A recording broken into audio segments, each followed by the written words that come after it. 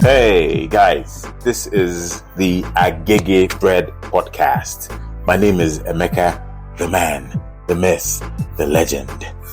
I am your host on this episode and I am thrilled to have you tune in again. Today, we're going to have another legendary conversation. The last conversation we had was epic. I mean, the feedback was phenomenal. The positive ones, the negative ones. Keep it coming. I like feedbacks. I welcome them because that's how I grow. So, doesn't matter to me. The fact that I'm on Spotify is a win for me. So anything you can say to me to help me grow, I welcome that. That story was just crazy. But I hope that you learned something from it, because on the Agege Bread podcast, the goal is to give men a platform to, tell their stories, and all of us here listening can learn something from it. So I have another guest today, and he's told me his story, and we were supposed to do this a while ago, but I was being lazy, if I'm being honest. But today I tracked him down, or rather he tracked me down. Doesn't matter how, but today we're sitting down and we're doing this. So Chris, let's shake again. The man, nice to meet you. Nice to meet you. Thank you for having me in your home. Pleasure. So tell us who you are, and just give us if you want to tell us what you do, that's fine. I think you should tell us what you do too, so that people can, come at you after this, and then give us a little background of what we are talking about today, and we'll go from there. The floor is yours.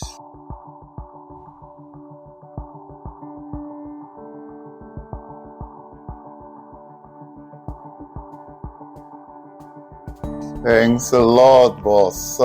My name is Chris, and it's the short for a rather long name, Christopher Okechukwu Chukwunta. A lot of people don't know the middle name, but I'm giving it up for free today. It's an exciting day.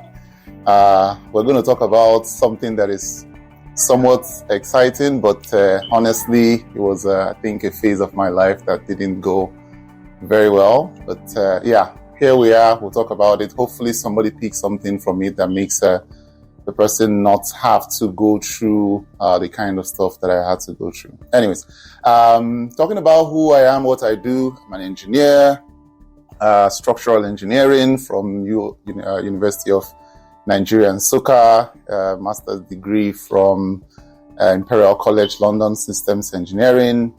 Worked in the engineering space a bit, REIT engineering, that's infrastructure, civil engineering space, and then went on from there to oil and gas, did oil and gas for about 11 years, and then went on from there to renewable energy, now doing renewable energy installs, mostly solar, and then wind development in Edmonton and Alberta.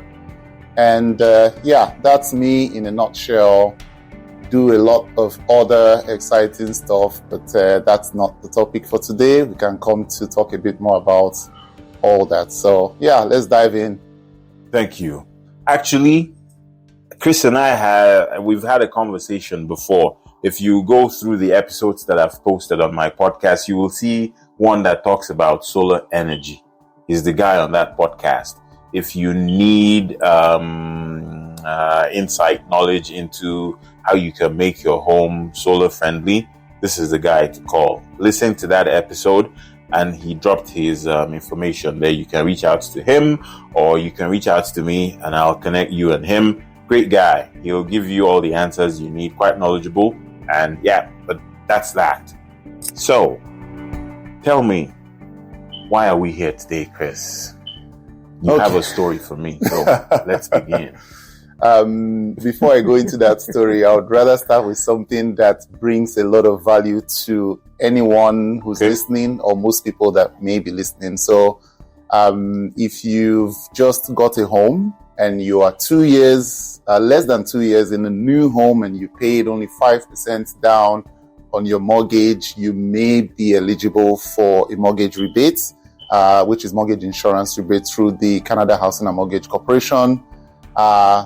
please reach out and would work with you to get that fund in your account. So I'll give an example. If your home is like a $600,000 home, you may be eligible for up to $6,000 roughly every year back to you after you've paid your mortgage. That will be paid back to you, which is going to be a refund of your mortgage premium. But again, if you've moved in the last 2 years and it's a new home, you've paid less than you paid about 5%, then you'll most likely be eligible. Reach out. Let's have a chat. Okay.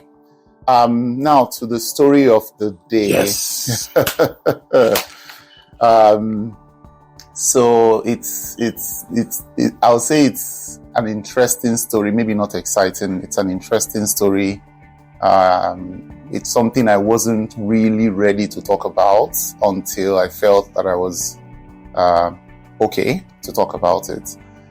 It's a common story that happens to most people that are from Africa, immigrant families, but hardly ever talked about. And I think it's something that everyone needs to learn about and actually know how best to handle. I'll just give a very short summary. So sometime last year in April, end of April, I got a call from my wife. She had been spoken very harshly to by our first daughter, and at the time she had lost her dad, and she was about to go for her dad's burial like the very next couple of days, something like that.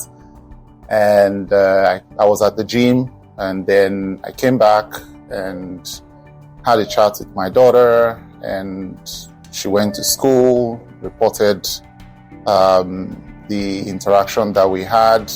But beyond that, when she was asked the question, she stated something that kids would normally say in school, something to the effect that my dad is going to kill me. Just something she's heard her classmates say, something like that.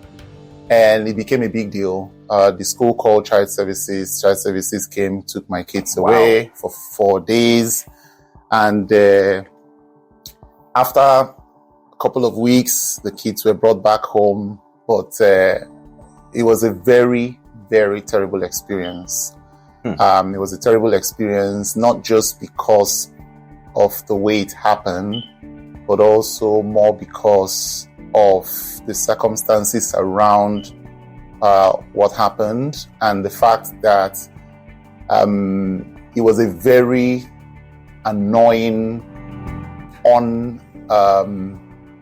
it was an experience. Okay, so I'll take a step back. If I didn't call up the kind of network that I had around me at the time, and if I didn't follow up the situation the way that I did, partly because of the kind of experience that I have working internationally long before I came to Canada, and also partly because I knew the importance of having a solid network around you and calling on that network when the need arises, it could probably have gone worse. And when I say worse, I don't even know how it could have ended up. But basically, my kids were taken away from home for 10 days. They had them do lots of investigations, and I was really, really traumatized, and had the lady that was supposed to be pro kids, pro family, doing everything to make sure the kids got taken away, harassing me in unbelievable ways, making me feel like I was a criminal, and telling me to my face that I was a criminal and I was supposed to be put away and put in jail. And long story short, of course, she didn't know who I was. She had no clue about anything about me, because that's the only reason why you would treat somebody the way you treated me. Anyways, long story short, after a lot of interventions through the Nigerian community, Nigerian Association in Edmonton, and through the multicultural health brokers, and through a lawyer that I got to quickly push for a resolution, and the wise thinking and wise actions of the Edmonton Police Service, my kids were back home within a couple of weeks, and the case was closed much later. So I'll take a pause and maybe do a bit of interaction before I go into a bit more detail. Yeah. Wow. That's like a fruit basket. I don't even know how to unpack that, but we'll open it up bit by bit. If I ask any questions that you, for reasons personal to you, you don't want to answer, you can just say pass and we'll move on. It's fine. We won't make you say what you don't want to say. But my first question is this: before we get into the meat of the matter, I can tell this is a very, very private or personal matter to you, but you've decided to, tell this story. What's the motivation behind your decision to tell this story? Because not a lot of people will have the boldness to, speak the way you are speaking.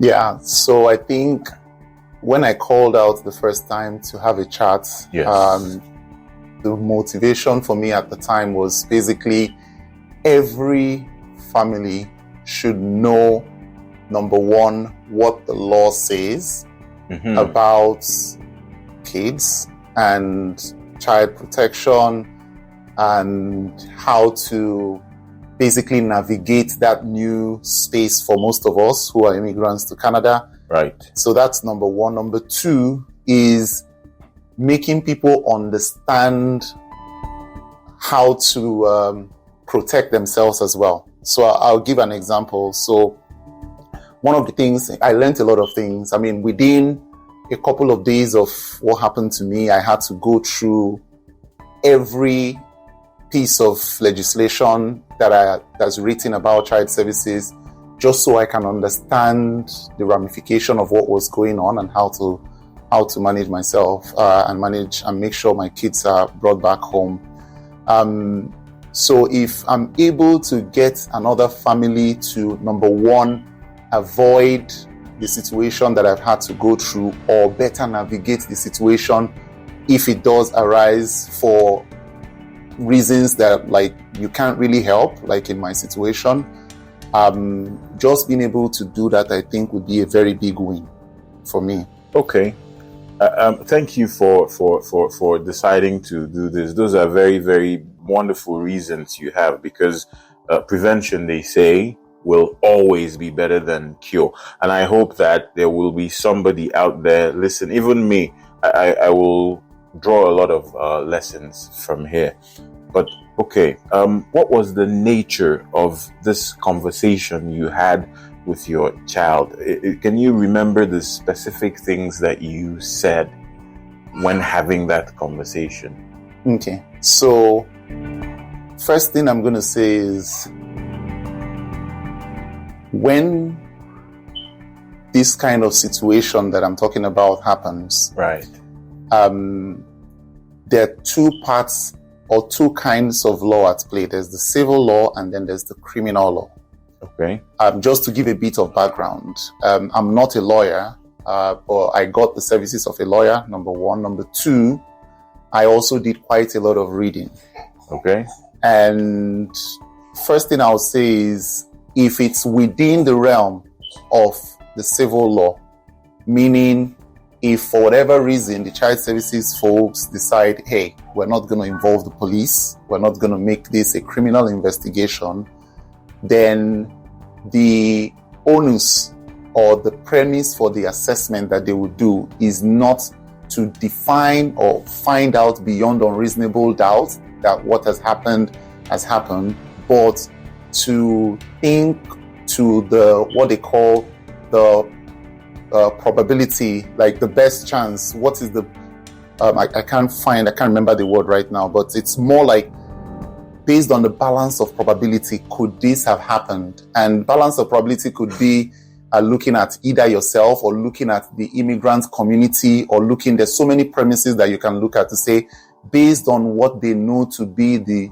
usual case, could this have happened? And if the answer is a yes, then in principle, you are considered to be guilty or to be at fault, just purely based on the balance of probability.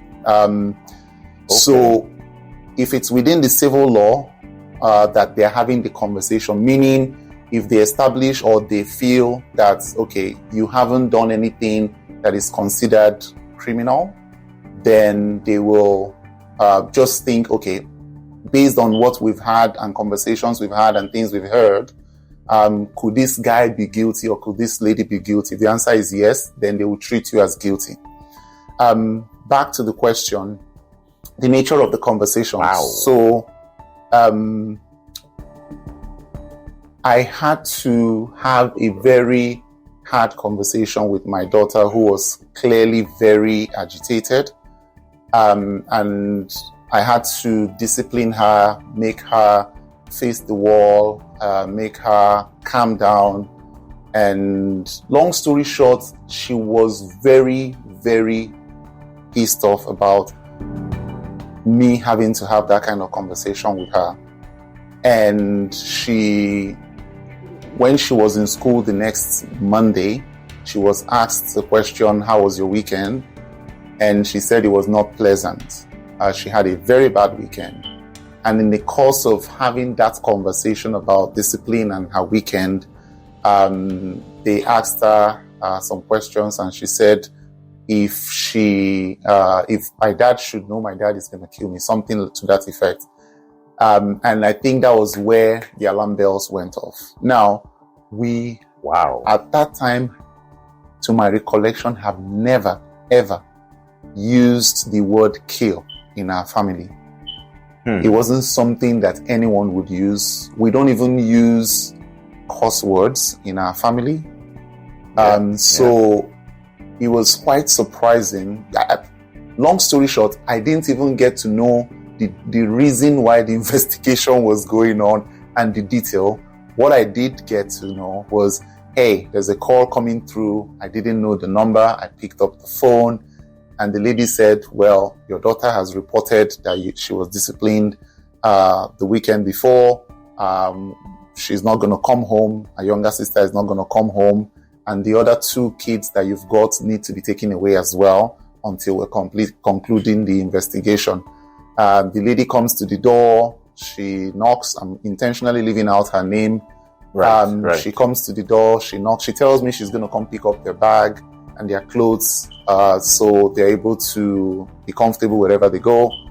You can't know where they were going. No. So I'm going to come to that. So she knocks on the door, and I bring the bag, and long story short, she said something to the effect that, hope you don't plan to have another child, something like that.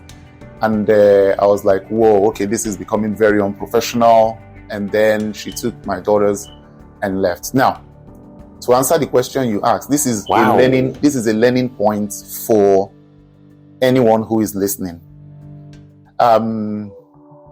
Please, if you get the question, which I did get, and thankfully I had some knowledge about how to respond to that question. If you do get a question from Child Services saying, hey, we want to take your kids away, do you have a place that they can stay until we conclude our investigation? We have a very good, solid network of Nigerians in Edmonton that would be more than happy to have your child stay at their place while the investigation is going on. The default answer should be yes, you do. Okay. And then reach out to your network and get your kids to stay in a place that you are sure about. Okay. Not just a place where they will be brainwashed. And I'm using the word very intentionally because the sort of conversations that happened between that person and my kids during that period was quite interesting when my kids came back to tell me. Yes, because it was almost like she was prepping them to say things that would make them want to leave home. and she was trying to get them to leave home. And at some point, I felt it's almost like the motivation for child services folks, based on my experience with this lady, is to separate children from their family. It's almost like when they are able to do that, that's when they get rewarded or get remunerated better for doing such for doing that. And the way they write or say it to themselves to make them feel great about what they're saying is they've been able to take the child to safety. Now, what does that really mean? Taking the child to safety. There's so many kids out there that for them, that may be the reality. But based on my experience working with our immigrant family, taking the child away from a parents and mom and dad that really care about them, that nobody can love you or care about you more than your parents, in my opinion. I believe that. No, yeah. So, I will not want to overflog that, but please, if you get the message or the call saying, hey, do you have a place your child could go until investigations are over, the default answer should be yes, I do. And then call your Nigerian community. We have over 500 people on Edmonton Greatest. We are very close, very close-knitted network. Reach out. If it's not on Edmonton Greatest, we have our very close friends and family around. Reach out to friends, reach out to family, have them stay there. People who your kids would at least understand their culture and be able to stay relatively sane with before the investigation is done. So that's the first lesson. The second lesson is whatever you get told by somebody from the child services, I think I need to take a step back. I had interactions with other child services folks. Not all of them were like the person that was handling my case. The person that was handling my case was very, in my opinion, very unprofessional. She was she was biased. She was doing everything in her power to rile me up just so she can say something like, hey, he has anger issues, so now we have a justification to take him away, take his kids away, take their kids away. But thankfully, I'm a professional. I've worked in very difficult situations for a very long time, and I have a bit of sense of how to handle that, even though I was vulnerable at the time and I got quite a lot of help from my lawyer. But make sure you are not riled up by the child services person. Make sure you keep a calm head, otherwise it could very easily mean that slight difference between keeping your kids or losing them completely. Okay, so it's important to set out here that for the generality of cases, child protective services do good. Correct. But like every system, you will have elements, and Chris is saying that in this case, he did experience one person who seemed like her objective was to separate his kids from him, but he did also say that there were others who were supportive in a good way by his assessment. It's important that we establish this so that we don't go away from this with the biased opinion that child services works to separate families. Let's get that together. There's something interesting that you said, which I want us to explore.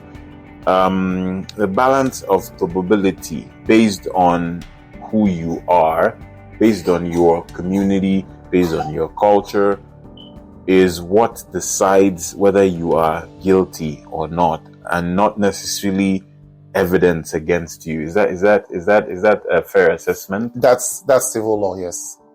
That's 100% the case. So, in civil if law, by any chance my neighbor creates the impression that I'm an angry person, because there's nothing stops them from knocking on their door and asking, they have expertise and they know how to get information about your character. Yeah. They could go to your workplace, they could go to your neighbor, they could do all kinds of things. So if for any reason someone paints a picture that you're an aggressive, angry person, even though it's a lie, that becomes a problem for you.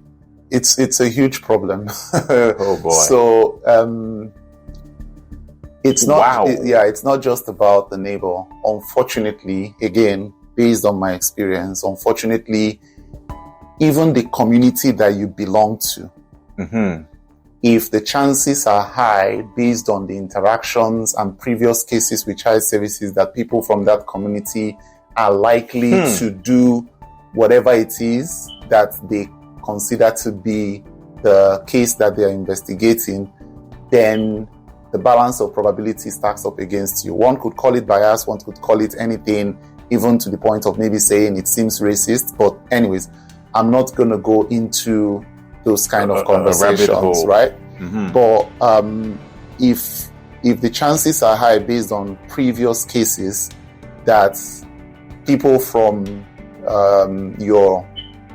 Let's just break it down. Okay. I am a child protection service, and in the last 1 year, I've had 20 Nigerians report abuse of a child to me.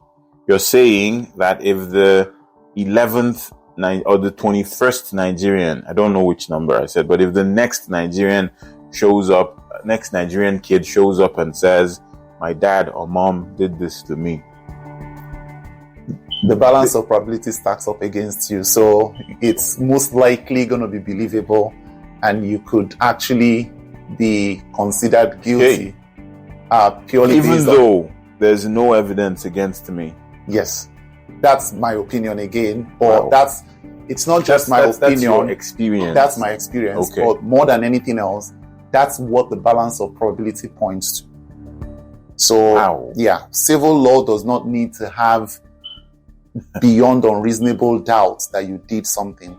It just, I mean, we can have our lawyers talk about that. I'm not a lawyer, I'm an engineer. But based on my experience and based on the things that I've read, the civil law stacks up against you. It basically means that you have a higher probability of doing whatever it is that have been said or being in the situation that has been described. So you are more likely to be guilty. So you're considered to be that. Okay. Wow. That's interesting to note, which means that as a community of Nigerians, we have to be very, very sensitive to how we behave and the things we say about one another. Let's make sure that we're lifting up, that we're saying things that edify and not things that tear down for one reason or the other. In my last podcast, there was the guy I spoke with said that his spouse had an issue where she went to court and said African men are aggressive. So when you make comments like that, we can see now that it has certain repercussions, because if that becomes the narrative that runs in the judicial system, that African men are aggressive for no reason whatsoever, you could just wake up and lose your kids. Now, what was your frame of mind like after you got the call from your wife and you came home and did what any dad would do? Of course, you have a woman to protect, which is your wife. You want her kids to respect her, and you also have to respect this kid as a human being, and you did all of that. What was your frame of mind when you got that phone call from the school saying, oh, we're coming to take your kids? From child services. Yeah, what was it like? Like, what was your frame of mind? What was going through your mind after that call? So, I've never had that kind of experience as at that time. So, to be honest, it was something I couldn't. Still now, I've gone past that stage, but whenever the thought comes to mind, I'm like, you really can't explain that. So you are traumatized. You're completely traumatized. Wow. Since I've been a teenager, I don't remember ever shedding a tear. But in those 10 days, I did shed a lot of tears. Those 10 days, my kids were taken away. And again, just a bit of detail. My wife had lost the dad. She needed to travel that day, my kids were taken away to go bury her dad. And I had to, walk with her, encourage her to go because she needed to have closure there. And then she left, and I had to manage all of this, alone by myself. I'll take a pause, and I think it's very important that people understand a bit about the remits of what the prevailing law. And I really would encourage you, Uncle Peter, to get somebody who is a lawyer involved in children's services or cases to come talk about some of the things I'm going to talk about now. Because they will be able to break it down even better. So I will make a note of this, and I will search and see if I can find a lawyer that is willing to sit down and, give explanations. Yeah. I will try and do that. So the reason I say this is, if you haven't been listening before now, please pay attention to some of the things I'm about to say now, because they may be helpful to you and your family in the near future or in the far future. I hope not, but if it does come to the case where you have to deal with this situation, you have the right information. So, based on the law, Child Protective Services law in Canada at the moment, it's not very clear what is considered to be acceptable discipline. It's not very clear. Say that again. Based on the law that we've got around Child Protective Services in Canada today, it is not very clear what is considered to be acceptable discipline. Generally, there are some things that child services would say is, this is where they somewhat begin to consider it to be unacceptable. But a lot of the time, let me take a step back. From the case, because I had to go read case files, I had to go read previous conversations around this in the legal system. And it's the debate about what is considered to be acceptable discipline actually went to the Supreme Court. And they couldn't have an agreement on what that is. Up to the Supreme Court. And 4 out of 7 judges voted to retain the prevailing law. 2 voted to repeal it, like knock it off and stop using it, and 1 abstained. So up to the Supreme Court, there was no consensus. So basically what that means is the outcome of your case, if it goes to court, may very well depend on the judge and whoever it is that is going to be presiding over that case.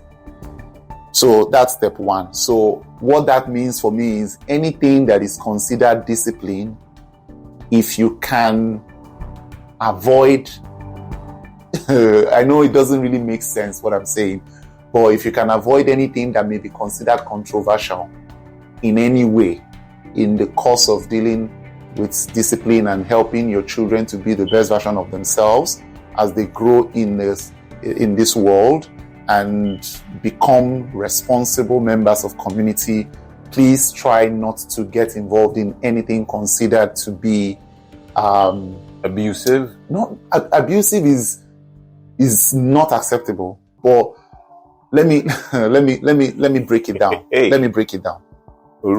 So if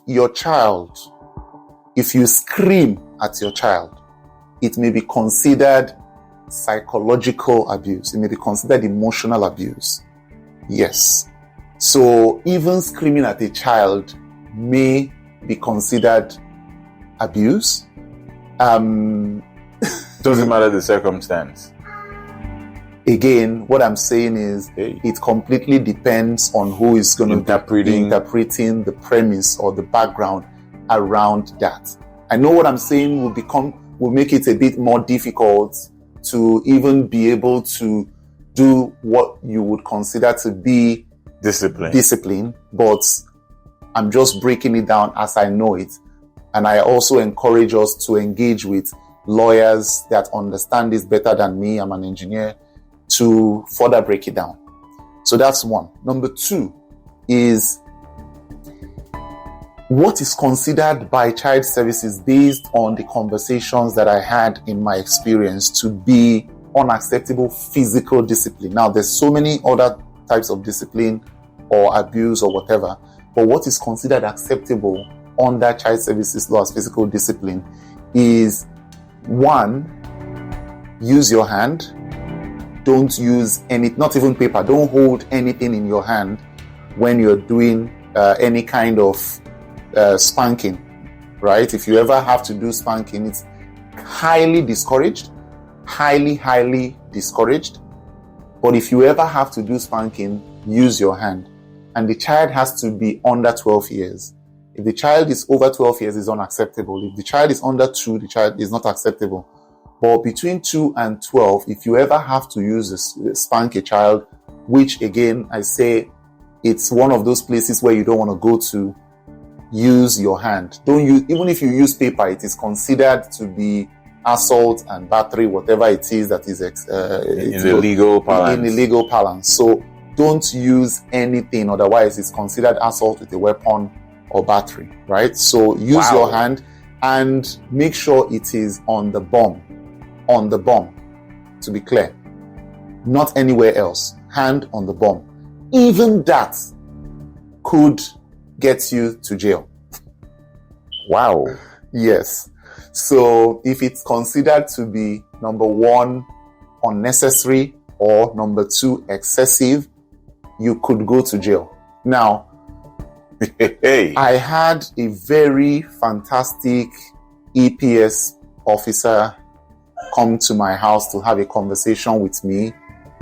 It was a very, very good conversation, in my opinion. You're saying this matter could have escalated, or did it escalate to a criminal investigation? Yes, it went to a criminal investigation. That's why the police the police became involved. My kids were taken to a place where they had to be tested psychologically, emotionally, physically, and otherwise, to be able to check that they were not abused that way. And after all of their assessment, they felt the children were safe to come home. Now, the police officer that came to the house at the time said something to the effect that in fact, he has seen a case very similar to mine that went on to become something that went to court, and where the man involved was sent to 2 years in jail. And it was purely something that is very much similar, in the sense that all they needed to, again, this time it had to go to a criminal case. It had to be something that is considered not just based on the balance of probability, but beyond unreasonable doubts this time, that the abuse happened. And again, it could be physical, it could be psychological, it could be emotional, it could be any kind of abuse. And the parent was sent to jail for 2 years. So I'm not talking about something that, they will take your kids away and that's it. It could take you to jail. It could take yourself and your spouse to jail if you don't pay attention. So this is a serious matter. That's what I mean. Okay, so you were talking about what's the conversation with to answer the question, you are saying that it was a hell of experience when you got this call and all of these things happened, and then it moved on to the police coming to you to have a conversation. What was that conversation like? Good. Did they look for evidence? So when the policeman came, he told me, Chris, okay, a step back. All through all this, no one came to me to ask, hey, what happened? So, say that again? Yes, all through the investigation process, nobody came to me to say, hey, what happened? Until the case was closed and finished and done. Wow. So, it's very interesting. Do you think, were you treated, we'll get back to the conversation you had with the police, but I want to believe that the premise of the law in Canada is based on the principle that you are innocent until proven guilty. But you're making it sound like in this case, you were treated like you were guilty and you had to prove your innocence. I would say 100% that was the case. Wow. Just purely based on when, for whatever reason, you're being investigated. Right. It just makes sense that you are asked Right. about Like, what happened. tell your own part of the story. Yeah. But I agree. again, I was not asked until the case was Over. determined Wow. and closed and established that my kids were not in any harm in my home and could come back and everything was okay. I was not asked what happened. I was not asked any question about, hey, can we have a conversation about this? Chineke. It was after everything was done that, in fact, the police officer that came, there's so many details that I could go into, Right. where the child services person was almost intentionally stalling my kids from coming back home. Because the police, when I had the first conversation with the police on the phone, they were like that they've already had that, they've closed the case, they've checked, the kids can come home, what's going on. This was on a Friday. The kids didn't get back home until Wednesday the next week, because Wow. the child services person was just stalling and saying whatever. Long story short, I was not asked what happened until the kids were back home. Okay. So that's one. Now back to the question about what the police discussed with me. Yes. The policeman came in and said, Chris, I'm not here to investigate you. Okay. Whatever investigation that needs to be done is done and over. I don't even want to have a conversation about what happened. Okay. Basically, what I'm here to do is to tell you what the law says about child The protection, this situation, and tell you that your kids are safe to come home. Okay. So that's, now I was like, okay, that's interesting. We had, some, Back and forth. back and forth, but that's the summary of what he said he was here to do. And then he told me that he's seen a case where a parent went to jail for 10 years For what? for disciplining the kids. Hey. And then he said the last case that seemed close to mine, because it had to do with like emotional abuse, whatever, potential, that they saw the parents going to jail for 2 years. But based on their assessments, they feel that my kids are safe to come home. There's nothing to chase here. There's nothing criminal here. That we're good. And that's the summary of the case. The other thing to maybe highlight is also things beyond discipline, Okay. things around care for the child or for children. So there was a case that I came across in that period where a mom had gone out very briefly to go get some groceries. The husband was working internationally, and then she was at home alone with 3 kids, and she had to go get groceries not too far from the house, and a neighbor sees her going out, and the neighbor came to knock on the door to ask if the mom was around. She saw the mom going out, and the kids, knowing the neighbor, this is a friend, Wow. opened the door, greeted her, and she asked, oh, where's your mom? She said the kids said she quickly went to go get something. The neighbor called the police, and then those kids were taken away from the mom Negligence. for negligence. So that's another dimension that I maybe want to touch on. So if your child is not yet 12 years old, based on the information that I gathered and the prevailing law, if your child is not 12 years old, please don't leave that child alone in the house. Okay. If your child is 12 years old and you've done the training, safety training, to make sure that child is safe alone in the house, then you can leave that child, but only that child, not with a younger one. So children have to do trainings on safety before they can be left alone. At the age of 12. Now, by the time, if you leave that, even after doing the training for this child, if you leave the child alone with the siblings, that's a problem. That's also a problem. Until the child is 14, you cannot leave that child alone with the siblings at home and go away. So, whatever you do, please, if you don't want to lose your kids or have to deal with, back at home we have a lot of support structure, right? Yeah. Your friend, in fact, your neighbor, your friend, sister, brother, cousins, plenty. Here, you make sure there's somebody in the house with the kids if they are 14 and under. And then if it's one child you've got and they are 12 years and under, before you leave them, you can't leave them if they're under 12, but once they're 12, you can give them a training.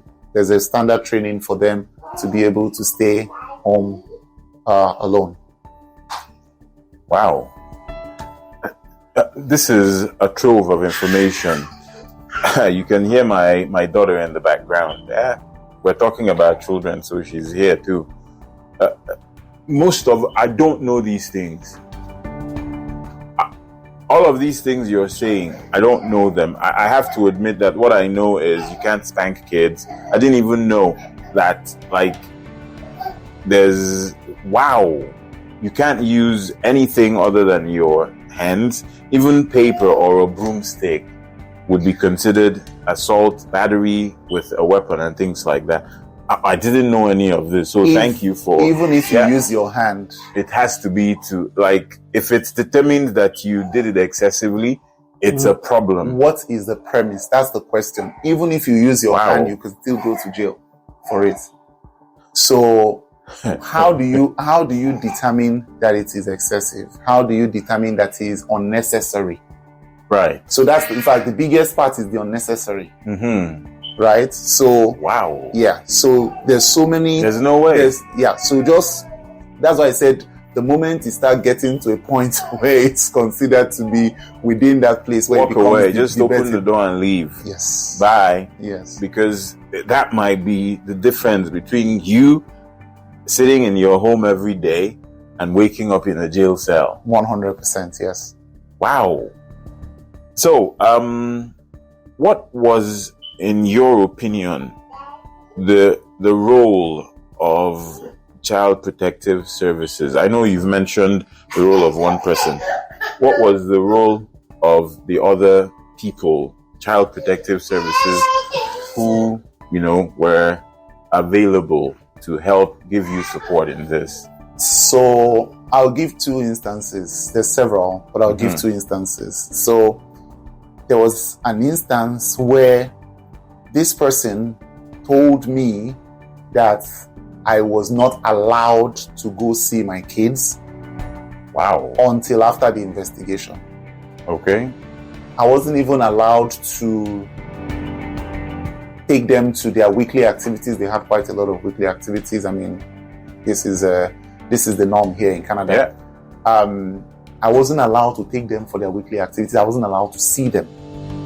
For 10 days? Well, not for 10 days, until the supervisor of this person had to intervene and say, why would anybody tell you not to see your kids? Go see your kids. Take them for their events, but make sure you're with somebody while you do that. Supervise. Yeah, that's all. And I was like, but she told me I couldn't even see my kids at all. Wow. You see, so that's an example. Another example. Anyways, wow. The experience that I had, I want to genuinely believe it's this person and not the system. Okay. I genuinely want to believe that. I want to believe that. But when you've got somebody who is, anytime you're on a call with this person, whether they call you or you call, they're telling you something like, you should be put away. Why?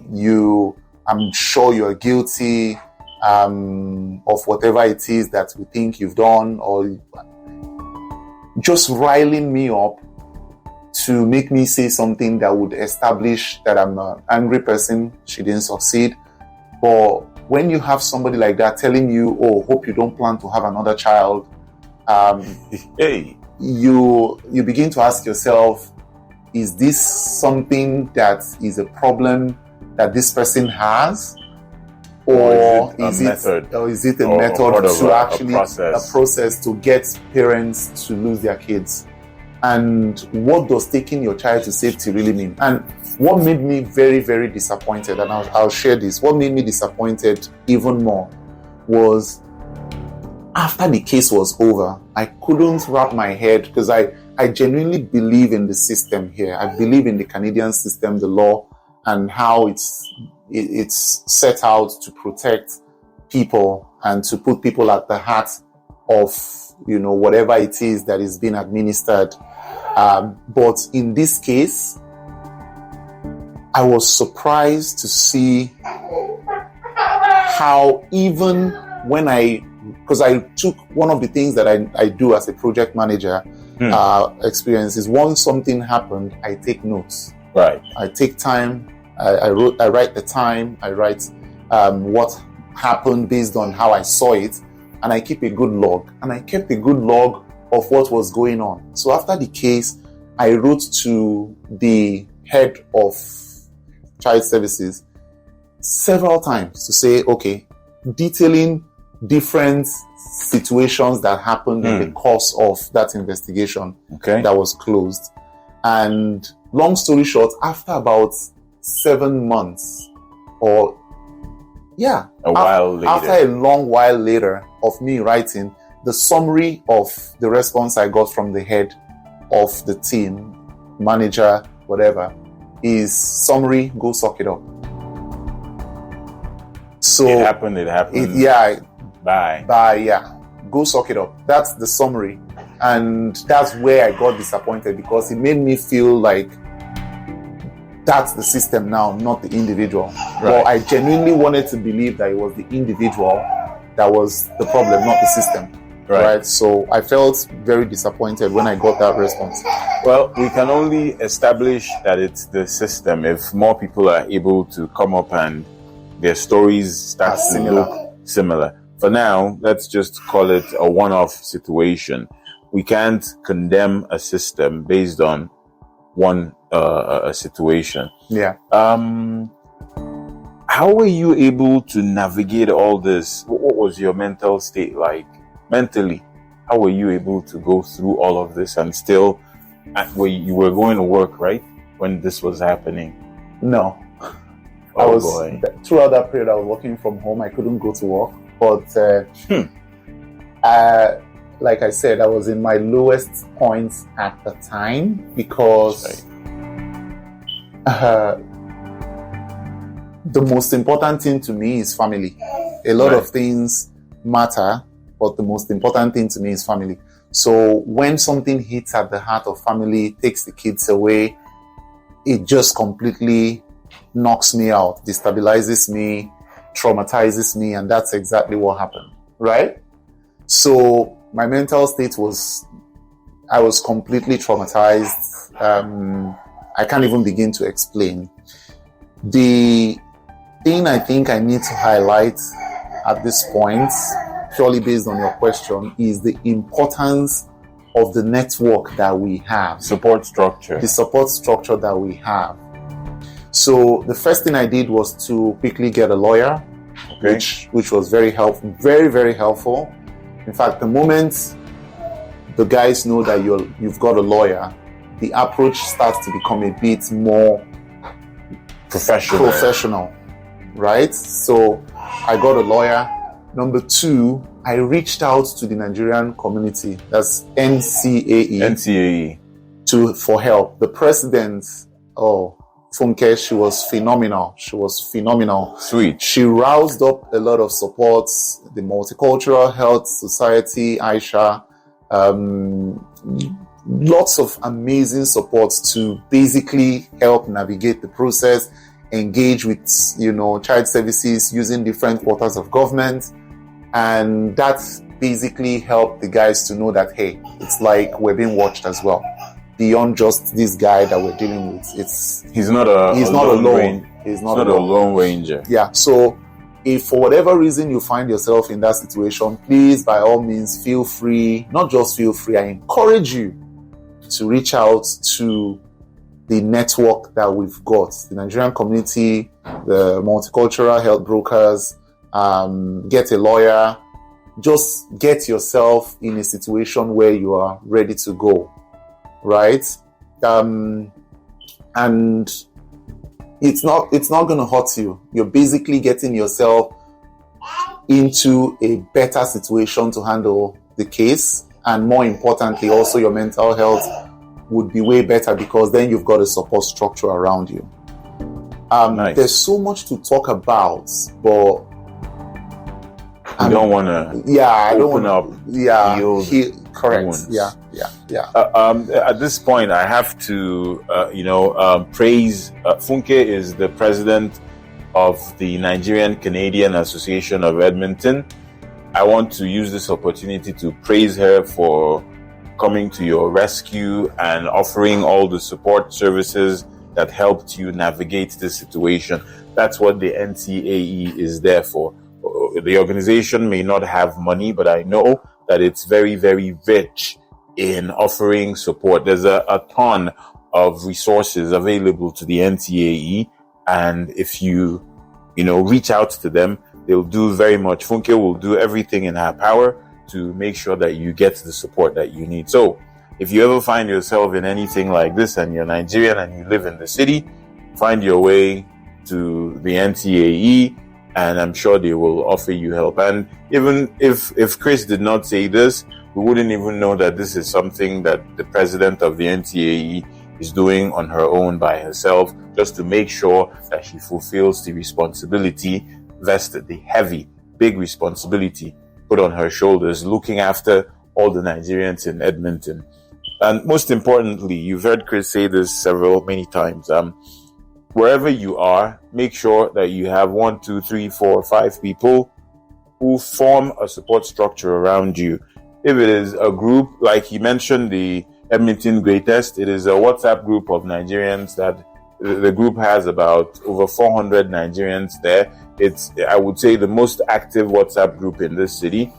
And if you drop a situation like this there, looking for people who will, give your kids shelter, there's 1,001 people that will step up to the plate and help you do that. So don't be shy. Reach out, form a support structure, have people that are willing to, and of course you have to be someone who is willing to lend a helping hand to others. Don't be an island. If he was an island, this would have swallowed him today. We wouldn't have Chris, sitting here and having this conversation, or going out to install solar panels. We would be having Chris. I play football with Chris. We would miss him in the team. We would have a Chris who is sitting in jail for really, I don't see, I can't put my hands on what exactly he did wrong, but it is what it is.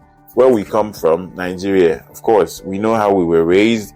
It would be considered abusive if we start telling stories of how we were raised, but we didn't turn out bad. Or rather, I would say I didn't turn out bad. I don't think Chris turned out bad. A lot of us that I know didn't turn out bad, but that doesn't mean that the method of raising kids in Nigeria is the best. The point here is that what you know in Nigeria as a form of discipline, you have to, put away somewhere. Because if you do that here, you're going to run into problems. Not even because you did something wrong. Someone who doesn't understand that culture where we come from in Nigeria could make the determination that whatever you did was abusive. And if that happens, you're done. Which is why it's important that you learn and read up on some of these laws. That's right, correct? Yeah. Arm yourself with information. Know the do's and the don'ts. That way, you stay away from problem. Did I give a good? That's a good synopsis. That's a good summary. One thing to maybe add to that would be, hey guys, what is considered to be discipline in Canada, good discipline in Canada is, in my opinion, ambiguous. It's not clear. So how do you discipline a child? Like, So use any example. I'll just talk about situations that I saw quite a lot of growing up. Okay. Right? My mom could be in the kitchen and she needs something done. Right. And when she screams from the kitchen, you will jump up from your seat and start rushing. Right. To go get it It was done. the same with me. Yes. Here, screaming at the child may be considered psychological abuse. Right? Asking the child, okay, so this is going to sound funny. In the course of having a close-out conversation with this child services lady, we were trying to clarify the limits of what is considered good discipline. And I said, okay, ordinarily asking the child to face the wall and have a timeout is not good discipline if it is considered unnecessary. So who defines what is considered unnecessary? Asking a child to kneel down is considered not just psychological. Exactly. So where do you draw the line? That's the question. What is good discipline? Yeah. I'm sorry if this gets you a lot more confused than before the podcast, but I'm equally confused. So you can't expect a confused person to give you clarity. Oh, God. So if you're asking your child to kneel down and the child goes to school to say, yeah, they've had a bad day or they had a bad weekend, and it comes to an investigation, it may be considered both psychological and emotional abuse of the child, and it will come back to hurt you as the parent. I don't know if that could take you to jail, but that's the sense that I get. It could actually get you to jail.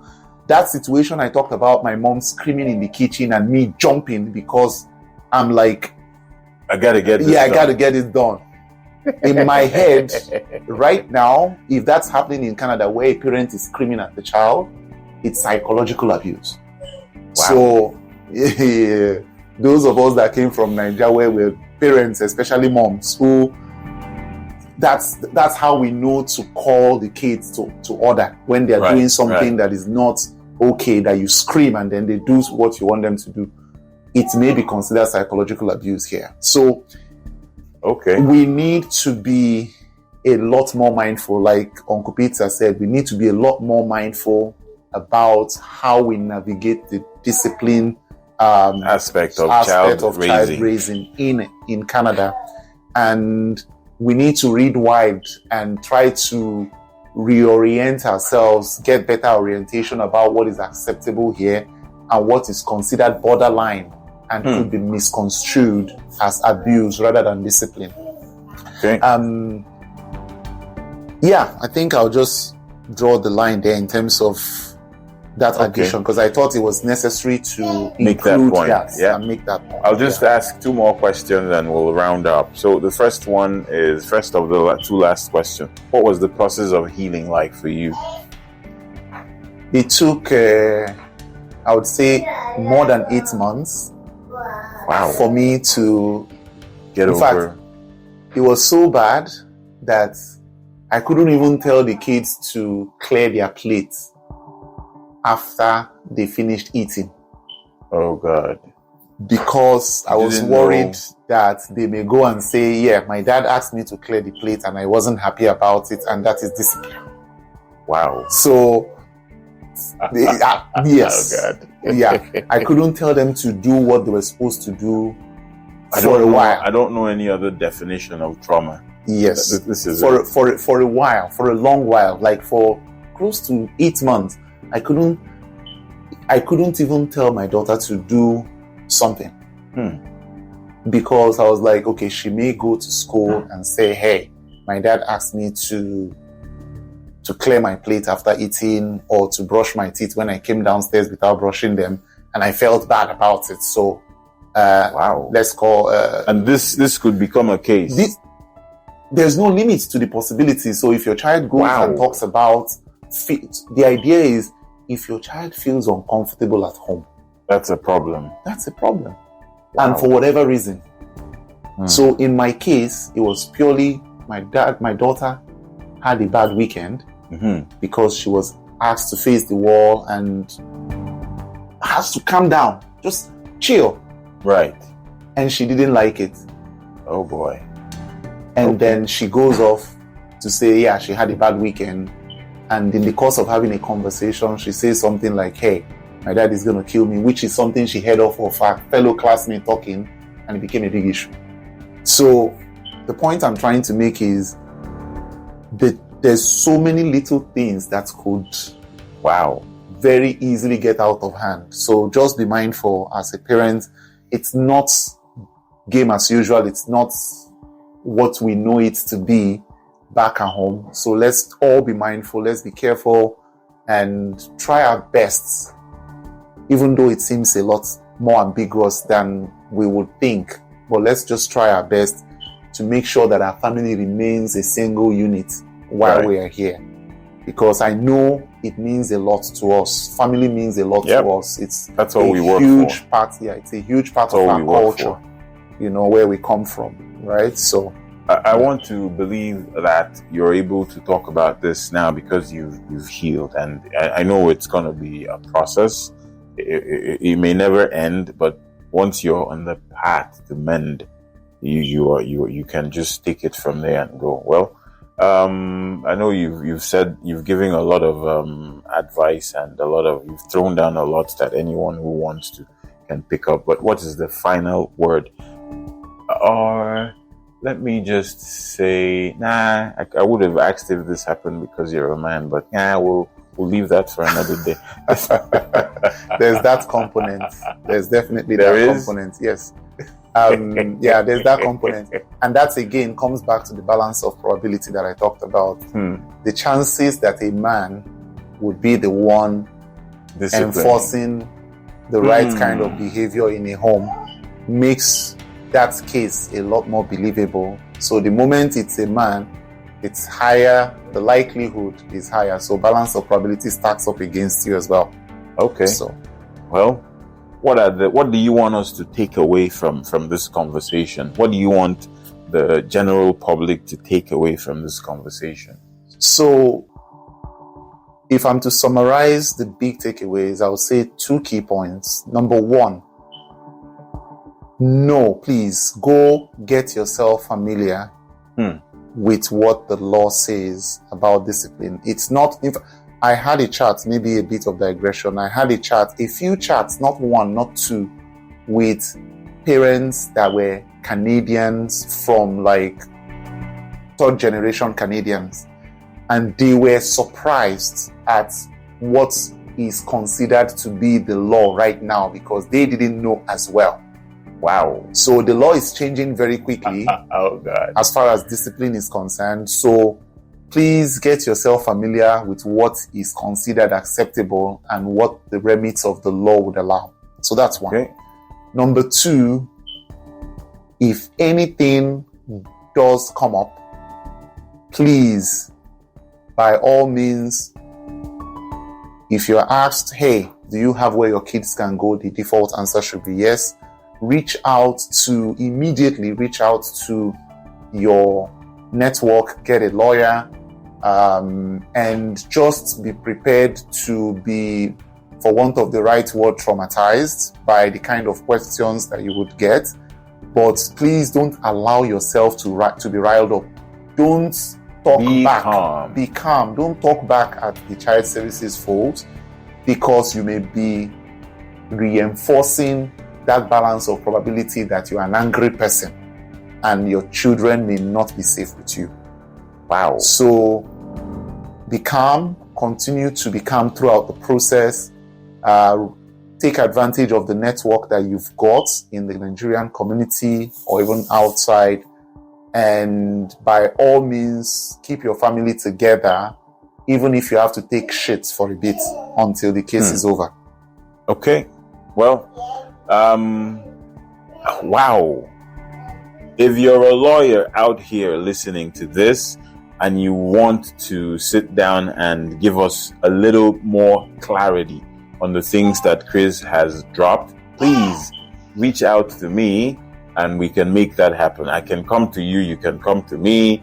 We'll make this happen, because us, especially Nigerians who migrated here, we need to know these things so we can be on the right side of the law. Having said that, thank you, Chris, for sitting down, and I salute your boldness. I want to say that this is a very courageous thing. Where we come from, men are not known to say things like this, but I am happy that, we're starting to, open up and, be more expressive. And I hope that you, the listener out there, you have learned one thing or two. Me, I've learned lots. In fact, I'm going to go home now, sit down and start reading up on these laws.